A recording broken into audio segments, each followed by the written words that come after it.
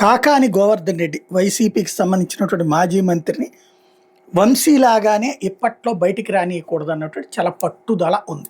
ఇక్కడ తెలుగుదేశం అధినాయకత్వం కంటే కూడా స్థానిక నాయకత్వాల కసిగా ఉన్నటువంటి చోట్ల జరుగుతుంది. లైక్ వల్లభనేని వంశీని బయటికి రానియకూడదు అన్నది అధినాయకత్వానికి ఎంత ఉందో లోకల్గా ఉన్నట్టు వెంకట్రావుకి అంత ఉంది. అందుకని అనేక కేసులు పెట్టించినటువంటి పరిస్థితి. తద్వారా ఇప్పటికి కూడా వంశీ జైల్లోనే ఉన్నటువంటి సిచ్యువేషన్. అట్లాగే ఇప్పుడు ఇక్కడ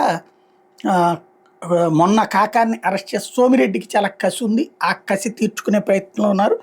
తాజాగా ఇంకొక కేసు నమోదు చేశారంటే కాకాని మీద ముత్తుకూరు పోలీస్ స్టేషన్లో అతని హయాంలో వైకాపా హయాంలో ముత్తుకూరు మండల పరిధిలో కృష్ణపట్నం పోర్టుకు వెళ్లే మార్గంలో ప్రధాన రహదారిపై అక్రమంగా టోల్గేట్ ఏర్పాటు చేసి కంటైనర్ల నుంచి నగదు వసూలుకి పాల్పడడానికి కొందరు పోలీసులకు ఫిర్యాదు చేశారంట.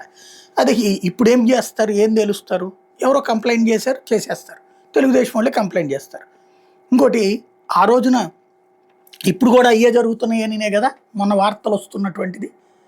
కాబట్టి వేధింపుల కేసులు వెంటాడి ఏదో ఒక దొంగ కేసులు పెట్టేటటువంటి కార్యక్రమం నడుస్తుంది.